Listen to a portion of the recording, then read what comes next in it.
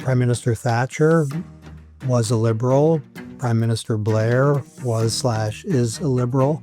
So to see liberalism as unifying people who have very disparate views on many important matters, I think is fair and important. I'm an optimist, and it's rational to be an optimist, because if you're a pessimist, you suffer twice. Hello and welcome to the Institute of Economic Affairs podcast. I'm Tom Clougherty, Executive Director here at the IEA, and today on the podcast, I'm joined by Professor Cass Sunstein. He's the Robert Walmsley University Professor at Harvard. He's a New York Times best-selling author several times over. He's perhaps most notable in the UK as the co-author of Nudge, a very popular work on behavioural economics. Today, we're going to talk about Cass's new book on liberalism, which is out soon. We'll discuss his idea of liberalism as a big tent philosophy. We'll talk about Hayek's contribution to liberal economics and about the liberal approach to regulation. Now, before we do any of that, please subscribe to this channel and follow us on Substack at insider.iea.org.uk. Well, Cass Sunstein, welcome to the Institute of Economic Affairs podcast. It's great to have you here. A great pleasure to be here. Thank you. Now, you have a new book coming out, I believe, on the 2nd of September. It's called On Liberalism in Defense of Freedom. And now it's a slim book, which I like. It's about 150 pages before you get to the end notes and the index, but there's a huge amount of content in there. A lot of ideas, a lot about liberalism that I think we should and could talk about. But I want to start with the background to the book. Now, if I'm not mistaken, it seems to have grown out of an essay you wrote for the New York Times in 2023, which was called Why I Am a Liberal. I think the first chapter of On Liberalism, 85 propositions on the nature of liberalism, is essentially a much expanded and embellished version of that essay.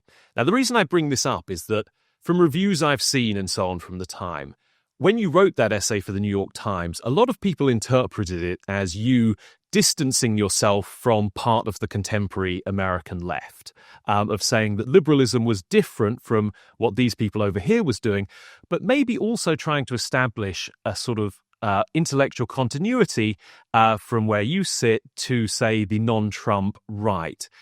Was that an accurate interpretation of the essay, and does it remain an accurate interpretation of what you're hoping to achieve with this book? I think that's pretty close. So I started in 2022, I think, writing kind of notes to myself that were a list of things about liberalism. It was just a document on my computer.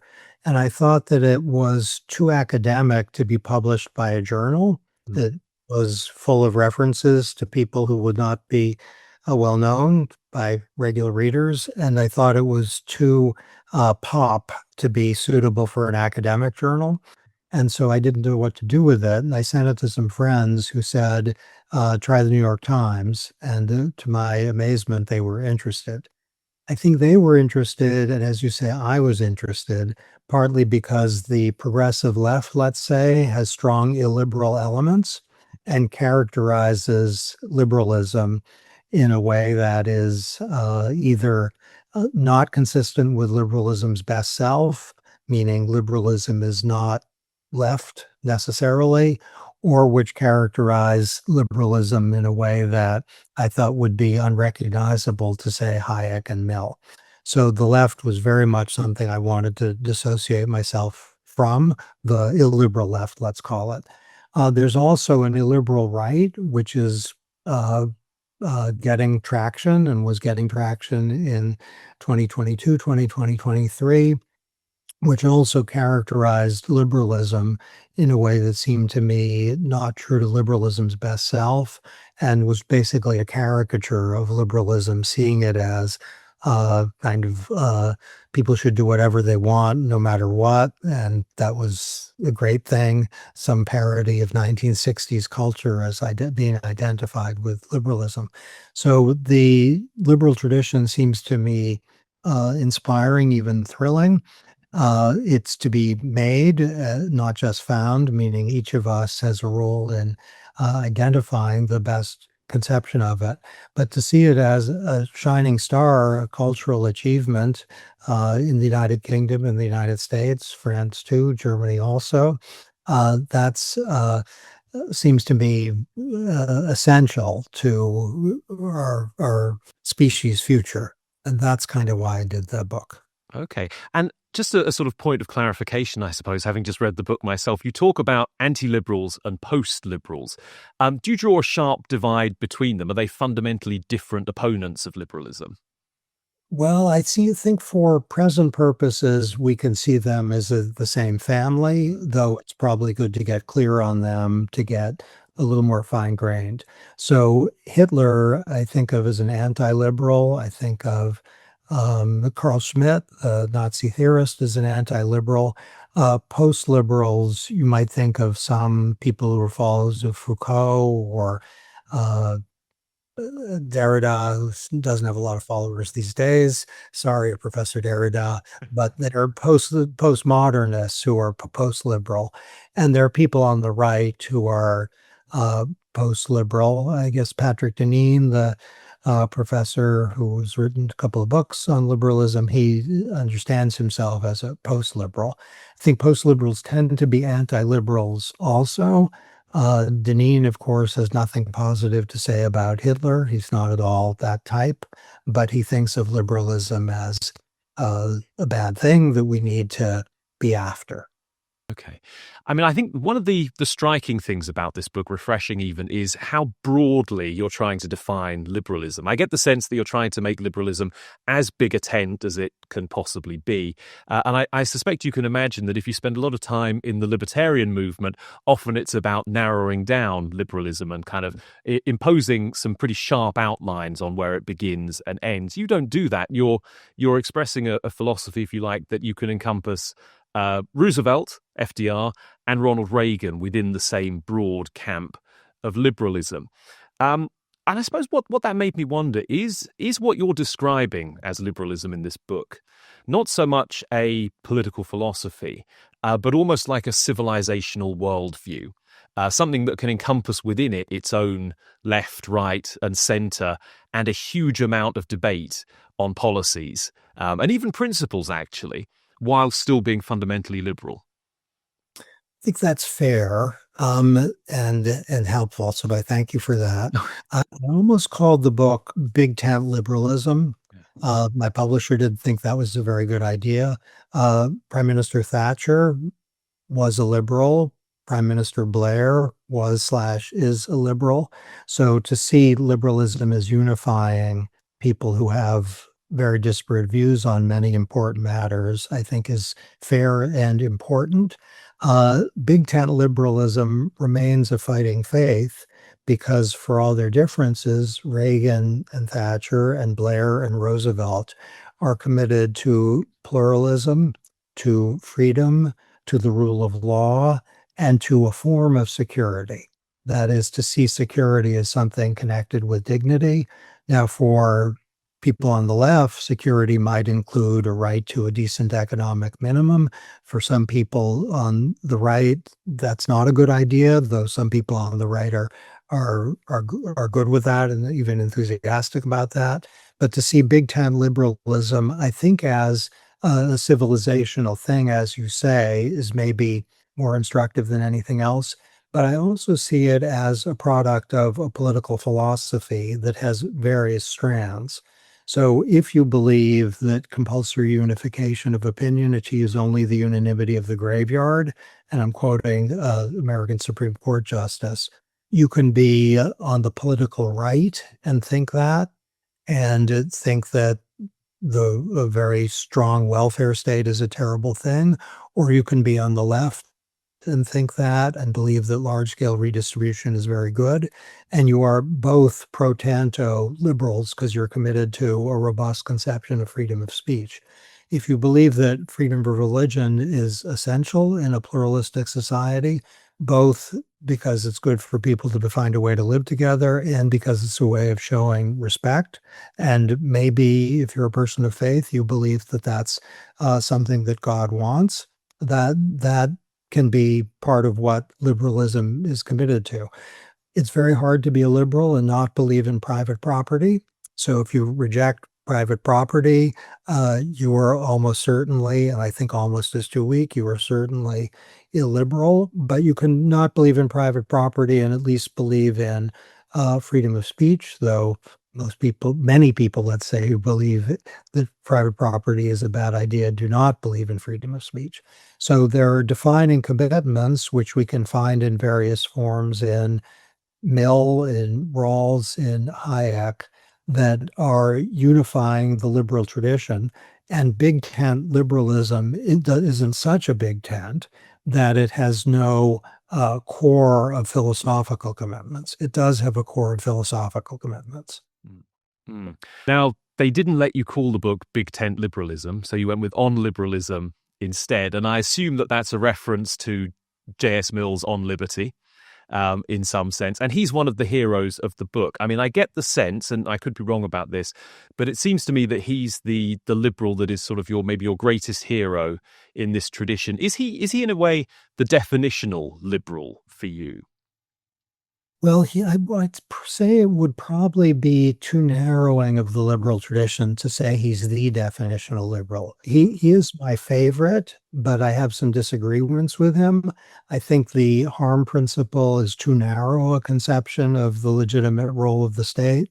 So if the government says, seatbelt laws are mandatory, that's okay by me. If the state says that people to drive motorcycles have to wear a helmet, that's okay by me. Not necessarily whether it's a good idea, we need to talk more. But so Mill didn't know about behavioral economics, which is one of my favorite things, along with squash and dogs. Those are three things I really like. Mill's conception of human beings' choice-making capacities was not empirical enough. He wrote a long time ago. He didn't have data collection methods, but Mill is certainly a hero. And I love both Hayek and Mill.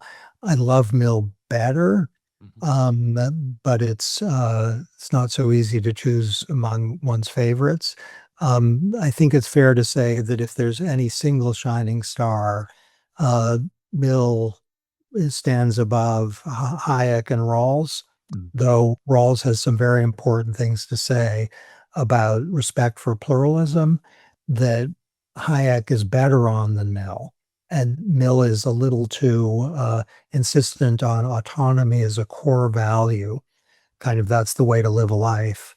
And I think Rawls was right to say that liberalism should be agnostic about conceptions of the good. That's more Hayek congenial, I think, though it wasn't his fundamental interest. That's fascinating. I mean, another Mill reference, and it ties in, I think, to what you've just said, is that you really focus a lot on the idea of experiments in living in the book. That's really sort of the core liberal idea, or maybe it's the idea that can be the most all-encompassing, that can bring all the other tenets of liberalism into it. Could you explain to our viewers and listeners a little bit by what do you mean by experiments in living? And indeed, when you talk about experiments in living constitutionalism, what exactly is that? Okay, so let's start with the core idea. Suppose people want to experiment with a way of running a community where, let's say, people are married, men and women are married, and they have kids, and they are collaborating together for some enterprise. It might be a business enterprise. Maybe they're starting a chain of bookstores. It might be a way of running a community. It might be one that is a religious community. It might be running a community in a way that is very focused on economic growth. And we're going to make this community into the modern day Silicon Valley, or it might be something that's just very concerned with nature and the environment. And that's the experiment they're trying. Liberalism is very open to that, thinking that people have different ways of finding the best lives for themselves, and within limits. Of course, they can't burn children or burn cats, but within broad limits, they ought to be entitled to do that. it might be that what people most value, let's say, is construction. My dad had a little construction company not far from where we're speaking right now, and he loved it, loved it, loved it, loved it. That's what he wanted to do with his life. And, he didn't want to be a lawyer, didn't want to be a doctor. He didn't want to be dedicating himself to nature and the environment, and go for it. There are 1,000, and that's too small, experiments in living within, let's say, 30 miles of both you and me right now. And that's a tribute to the freedom that our cultures allow. And that is a defining liberal idea. It's associated with economic growth, associated with people finding something that either makes things really lousy for a while, but from which they learn, or people finding something that is kind of the core of what is best for them in life. I might say that we're talking about, experiments that are important, but are not necessarily, I'm skimming some surfaces here, deeply fundamental. But I think when Mill spoke about experiments in living, this was autobiographical. And he was talking, I think, in part about his love affair with Harriet Taylor, where, she was kind of married to another person. He wasn't married to anybody, and there was some scandal in it. And this isn't at all to say to give a moral check next to what happened between them. I don't think anyone knows enough to know, and maybe none of us is in a position to give a moral check. But after her husband died, they got together, and that was scandalous. And I think he was deeply affected by the opprobrium directed against his experiment in living. Hmm. And, each of us in one part or another of our life might have had an experiment in living that involved something that was very fundamental. Maybe we took a chance for a year or two. Maybe it did involve romance. And liberals say within broad limits, that's what we are respecting. Yeah. And just to be clear on that, is it purely a question of social freedoms, your experiments in living, or does it encompass economic freedom as well? I mean, I suppose you can think of most entrepreneurship as a kind of experiment in living, starting a business, developing a new product or process. That's all rolled into the same idea. Completely. Yeah. So I was in China a few decades ago, and the sole of my shoe had a problem, and I thought, how do I get my shoe fixed? And there was someone on the street who did not work for the government, who started a little shoe fixing operation, and he had some English, so I got to talk to him. And he said, with a kind of exhilaration, he said, the government is now letting us do this. Mm. And he said, I have freedom. If people have shoes that are not working, I know how to fix them. And I'm not working for the government. I can do it on my hours.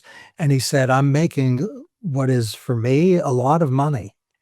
And I hope now he's extremely prosperous. Who knows? But if you could see the expression on his face when he talked about what was emphatically an experiment in living, he had a little shoe fixing operation in Beijing. And the government let him do that. And the government hadn't let him do that, as he told it a year ago. And of course, I mean, I think we sometimes, at least the American left, undervalues economic freedom. So I have a friend who wants to start a bookstore. She lives in a nation in Europe where it's kind of hard to start a bookstore, whether it's not a communist country or anything like that. It's not a non-democratic country, but it's really hard to start a business. I hope she gets to do it. When she says she wants to start a bookstore, you should understand it's not that she wants to make a pile of money. It's that this is a dream of hers to have a bookstore. Yeah. And so when we go from experiments in living to experiments in living constitutionalism, is that simply a kind of a mode of constitutional interpretation that you want to interpret the law for maximum congruence with this idea of freedom to experiment in living? Or is there something more to it than that? Well, let's say this is the most adventurous idea, I think, in the book. The idea of experiments in living is not so adventurous. To see it at the core of the liberal tradition is not standard. Experiments in living constitutionalism, you can think of constitutionalism as a small c, which means our kind of understandings of our fundamental commitments. And in Europe, the United Kingdom, United States, South America, I'd like to see a movement in this direction where experiments in living come to the fore as something our culture is committed to, a little like, or at least the American culture is now committed to Social Security as a constitutional commitment, small c, not literally part of our capital C constitutional order. You could also see in nations experiments in living of various sorts being constitutionally protected against intrusion. And that's the general idea is adventurous. Specific applications of the idea is not so adventurous. So we see in many countries that people have freedom of association, and that is sacrosanct, or freedom of entrepreneurial things of some kinds, where certain kinds of government intrusion, at least, would be off limits. And I'd like to see development of that. The German Constitution has a right to human dignity that could be associated in the fullness of time with respect for a wide range of experiments in living. The right to same-sex marriage, which I know some people aren't keen on. I'm for it. And that is legitimating a form of experimental living. And if we just look at, let's say, the contemporary American political scene, are there very clear ways that they are infringing upon, the freedom to experiment in living? So, if we were pursuing your kind of experiments in living constitutionalism, are there particular policies that we would expect to change in the United States? Yeah, I love this. Thank you for this. We have too many occupational licensing restrictions. Mm. So all over our country, there are people, to your point about economic experiments in living, seeing that as associated not just with money making, though that's really important, but also with choosing a way of life that people value. If people want to be a landscape architect, or if they want to cut hair, or if they want to do a bunch of things that uh, introduce competition in areas where there's something not quite a monopoly, but at least a restriction on supply. They have to go through occupational licensing requirements that are, I think the technical term is ridiculous, and it's crushing people's efforts to really want to cut hair. They want to do something that they're likely to be pretty good at. And the occupational licensing restrictions are crushing experiments in living, no question about it. Now, we're going to come on to Hayek in a second. Well, we're going to come on to Hayek's economics in a second. But first, I was really interested by your chapter in The Rule of Law, which really does two things, I think. First of all, it lays out the basic principles of the rule of law.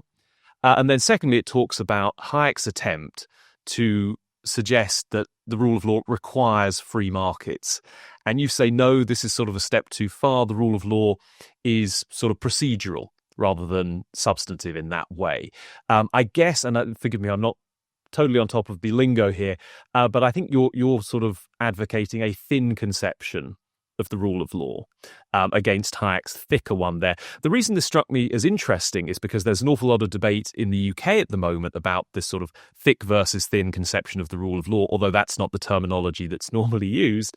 But it tends to be people on the left who are advocating for a much thicker conception of the rule of law and suggesting that the rule of law requires what you might think of as a more left-wing politics or a more redistributive politics or a more social and economics rights-based politics. I mean, I suppose, do you see it both ways? You criticize Hayek here. Would you equally criticize the other side, perhaps? Yes. And there's an effort, maybe it's too short in the book, to criticize the left on this, but I completely share that there are some documents that identify the rule of law with certain left of center values Mm. And that's um, uh, uprooting the best understanding of what the rule of law is, which is thin, but not less lovable for being thin. So if you say you can't punish behavior that was legal when it occurred, that's inconsistent with the rule of law.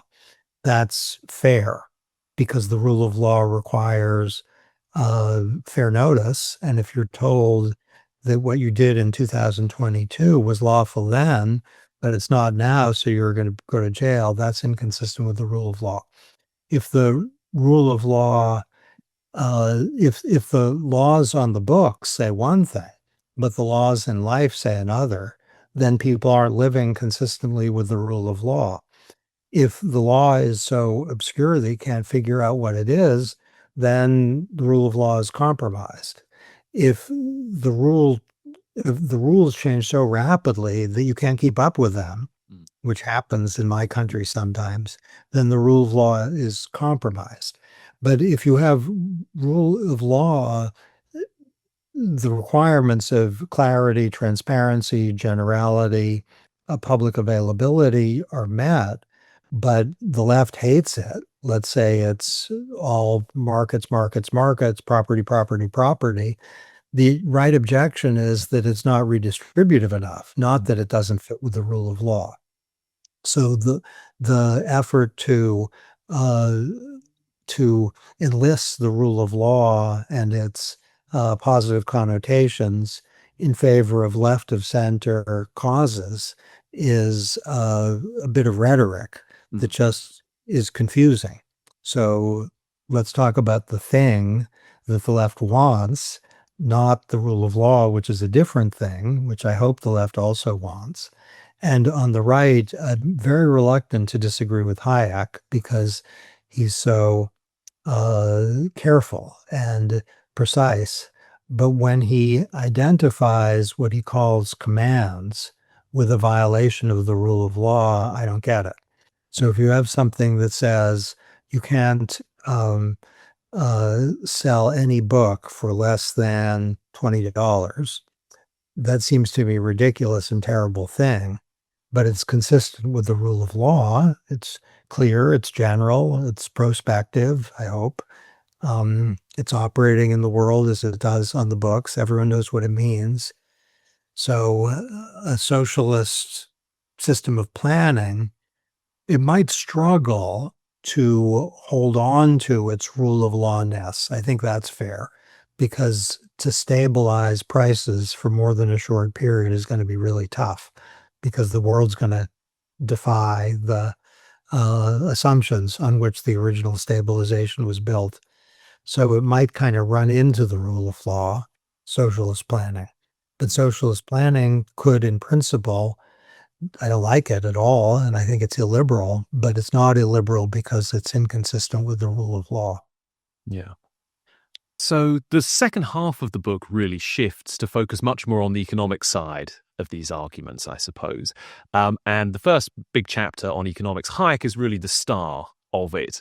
Um, and he's the figure you choose. He's your go-to guy to explain what liberal economics is, and then maybe to pull back from certain aspects of Hayek's thinking as well.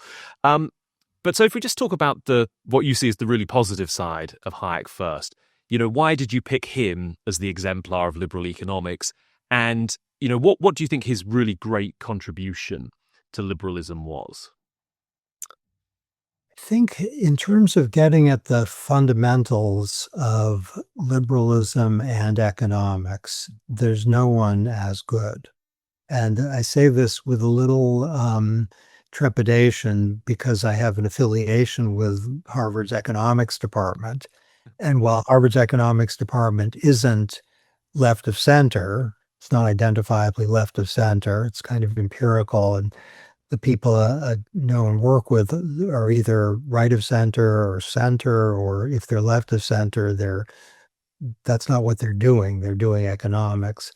Hayek isn't, that visible Mm. among amazing current economists, or he's kind of a background figure, and I want to put him in the foreground. And the defining insight Hayek had is in the uses of knowledge in society. In my view, one of the great contributions to knowledge in the last 100 years. It's a short paper, and it says that the reason the price system is a marvel, and he uses that with something like awe, it seems like there's awe jumping from the page, is that it collects the information of an extremely large number of people that no planner can have access to in advance. So the price of soap or chairs is set not by an expert group of individuals who are well motivated because they won't know enough. It's set instead by decentralized decisions of a ton of different people. And I'll tell you why I admire that so much is that it's relevant to governance now, like all the time. When I was in the White House, we issued a fuel economy standard that was designed to mandate fuel economy levels for an extensive period. I think it was about 10 years. And I thought, informed by Hayek, a few years in, we're not going to know if we're what the world's going to look like then. We don't know now. And there's just too much change and information that dispersed persons will produce. Maybe the fuel efficient cars will be terrible. Maybe the technology will be static. Maybe they'll be fantastic. Maybe the technology is going to move in a hurry. We're not going to know any of that, at least not with great clarity. So I said we need a period, an interim period where we reassess given what's learned. And this probably wasn't Hayek friendly enough for true Hayekians, for whom a fuel economy standard itself is nervous making. But the idea that even if you are okay with energy efficiency or fuel economy standards, you're going to be alert to how little the government knows. You will practice your government business differently for Hayekian reasons. So the chapter of the book that's spotlights Hayek thinks that if we are interested in behavioral economics, as I for my sins am, and in departures from perfect rationality, which was I think is Hayek compatible, but was not Hayek wrote before the emergence of modern behavioral economics. So if people make mistakes, and Hayek was very clear that people do, just thought the price system was a fantastic information collection mechanism. If people make mistakes, what are you going to do? Are you going to become a central planner? Hayek says, be very careful of that. And I agree with that. So how can you be a Hayekian who's also informed by behavioral findings that people make a lot of mistakes? And that's one of the things that you're obviously really trying to do in this book, to synthesize your own work. Famously, you were the co-author of Nudge, and so one of the most notable figures in this field of behavioral economics, popularly as well as academically. I guess you're trying to show that even if Hayek wouldn't necessarily have agreed with everything you were coming up with, you can find roots of or justifications for that kind of thinking in Hayek's worldview. So, you say, and this is obviously completely fair, Hayek himself rejected laissez-faire. And he did propose a somewhat active role for the state in, encouraging competition and making sure the rules of the game operated effectively and so on. And I suppose, like many contemporary economists, he was comfortable with the idea of trying to internalize externalities. Although I suppose also conscious of the knowledge problems inherent in doing that. I guess I remember you write, I think maybe in the introduction or the preface, that you're going to identify where the limits to free markets are from your liberal perspective. And I suppose it would be good just to clarify or expand on where are those limits? Where do you think you depart from, if you like, Hayekian orthodoxy? And what is the case you would make for that? Okay, so there's some distinguished current Hayekians, one of whom is Mario Rizzo at NYU, I like and admire. And they're Austrian critiques of nudging and behavioral economics, who say that the nudgers or the choice architects are like central planners. They won't know what they're doing and let freedom reign. Okay, and I respect that. The behavioral claim is that human beings depart in predictable ways from perfect rationality. I think Hayek would be willing to acknowledge that. He was not like Gary Becker, who thought that people are rationally responsive to incentives. So if people are, let's get concrete, unrealistically optimistic, if people are present biased, meaning today is really meaningful and tomorrow too, and the future is a foreign country that we discount at very high rates sometimes, if people show limited attention such that they will sometimes choose dominated options, that is, they'll choose option A over option B, even though option A is dominated by option B. If people are prone to inertia, where changing from the status quo is often not done in circumstances in which completely welfare promoting, then what do we do?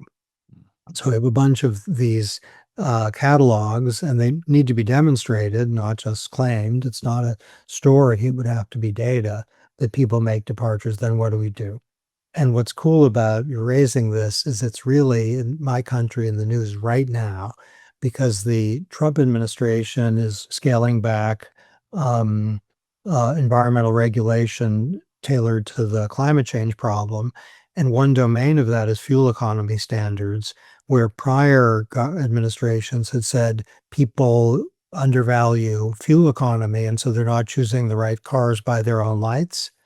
And this is defended by reference to behavioral findings of the sort I've just described about limited attention, present bias. And the Trump administration has said that's nonsense. It's not true. People are making rational choices. And the difference between the Trump administration and, let's say, Obama and Biden is mostly an empirical one about choosers, not a theoretical one. It's an empirical one. But let's suppose there are some domains in which people make mistakes. Then what are we going to do? The nudge view is we nudge people to make better choices by informing them.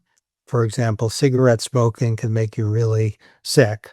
Or if you are buying an energy inefficient refrigerator, you're going to lose money over the long term. These aren't mandates. These are educative interventions. And you could see them as just giving people information, which Hayek was good with, or you could see them as more architectural, like automatically enrolling people in green energy, say, or making the energy efficient refrigerator the easier one to choose. And the skepticism about the choice architect as like a clueless planner, socialism light, let's say, that's the Hayekian objection.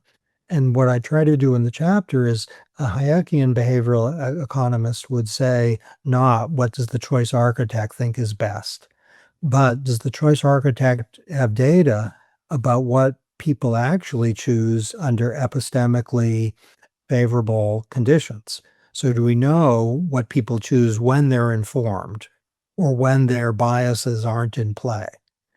And we wouldn't want to force that on people, but we might want to give that approach the benefit of the doubt through a nudge. If this seems kind of highfalutin and obscure, think of a GPS device, which is really a Hayekian nudge. I mean, I don't know how to get from London to Oxford. I, I am privileged to get to visit sometimes, but I have no idea. And instead of saying, you figure it out, technology says, here's how you do it. You're being nudged by your GPS device. And if you're someone who's familiar with how to get from London to Oxford, you can override your GPS device. Or if you don't want to go to Oxford, you want to go to Cambridge, you can tell the GPS device, that's where I want to go. So I see GPS devices as Hayek compatible corrections for absence of information and for behavioral biases. And we see nudges that are like GPS devices all over. It might be something that says, this has shrimp in it, and if you're allergic to shrimp, probably shouldn't eat it. Now, you might be a gambler and think I'm allergic to shrimp, but I really like the taste. As someone who is actually myself allergic to shrimp, I don't recommend that, but go for it. Or it might be a nudge that says you're automatically enrolled in this plan, and that would be the plan that people like you would choose under epistemically favorable conditions.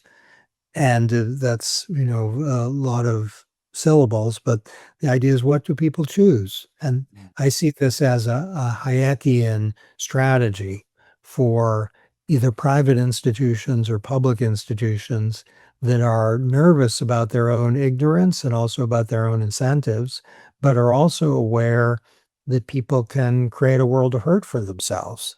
Mm. So I suppose there's a spectrum of interventions here, isn't there? There's providing information so people can make better choices. There is changing the choice architecture. I think that's a term that you coined, to encourage people to make what we think is the better choice. So, for example, in the UK, you're auto-enrolled into a pension in your workplace, a private pension scheme. You can opt out if you want to, but of course most people don't, and so you get much higher levels of private saving, generally thought to be a good thing.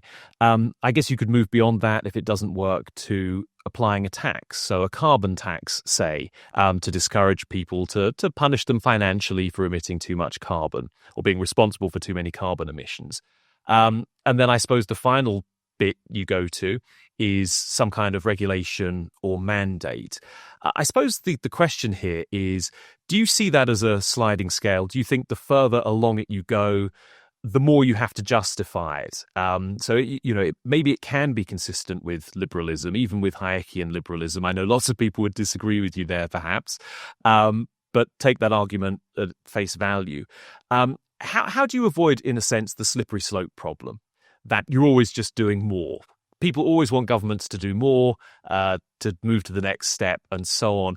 I can imagine not all policymakers will be as enlightened as you were, that people could maybe take your framework here and take it in directions that liberals would be quite unhappy with.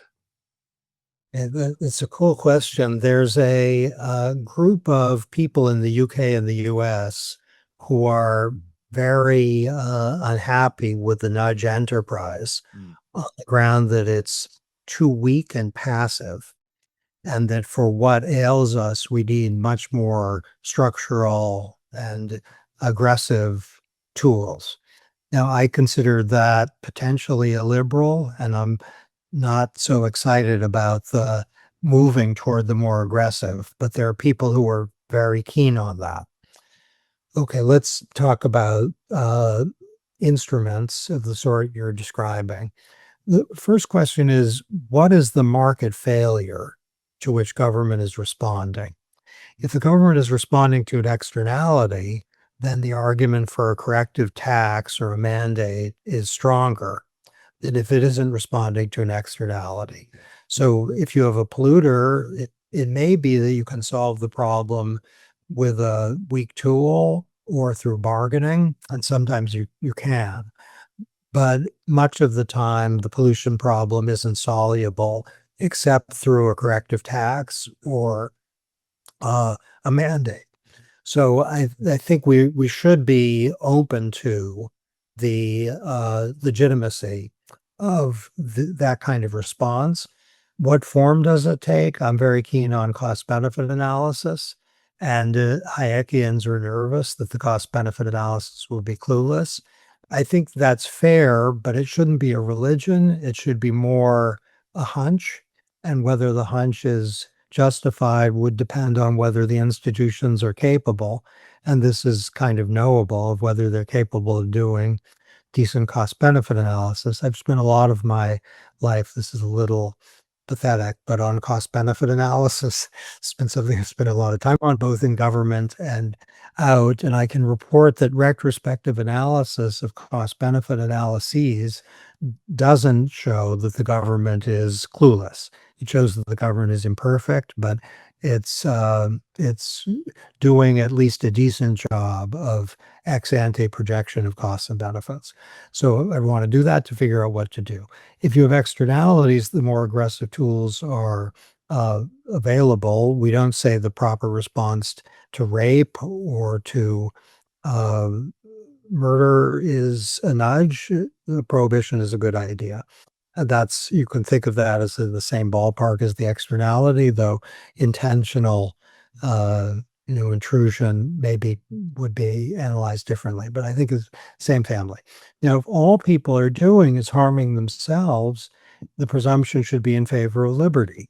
So if people are smoking or drinking or overeating or not saving, then a mandate should have a presumption against it because it's their lives they're leading. That's kind of a Kantian reason. And because they know more than anyone else, often, let's say, about what matters to them. And an outsider will lack that information. So they might be overeating, but they might be really loving their lives. And the fact that they're overweight is worth it to them compared to the deprivation of eating less or enjoying their meals less. And that's a completely fair point in favor of liberty. So mandates and taxes would be presumptively off limits. Nudges would be available. Now, one argument made by the left-wing critique of nudges is that nudges in cases of that sort, far from creating a slippery slope toward the mandate, create a barrier to the mandate. And I think whether empirically in democratic or non-democratic governments, the insistence on nudges creates a barrier to the mandate or a slippery slope toward the mandate. It's very hard to know in the abstract. I don't think it's right to say that in cases where people are harming their future selves, the existence of educative or architectural responses to help people from dying, let's say, is a road to serfdom. I don't think that's demonstrable. Whether it's a barrier against serfdom is also not clearly demonstrable, but we know what's true in principle, which is to have educative or architectural nudges where we have really good reason to think people are putting their own future self at risk is a good thing to do. So smoking all over the world is causing early death. If people want to smoke, there's a good argument, let them. If they smoke without having sufficient clarity about what they're getting their future self into, that's a problem.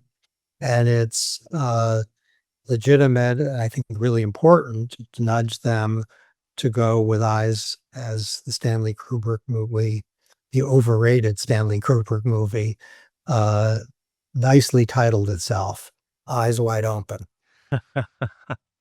Well, I know we're running out of time. There's lots more in the book I'd love to ask you about. We haven't touched on free speech. We haven't touched on Roosevelt's second Bill of Rights. We haven't talked about opportunity, really.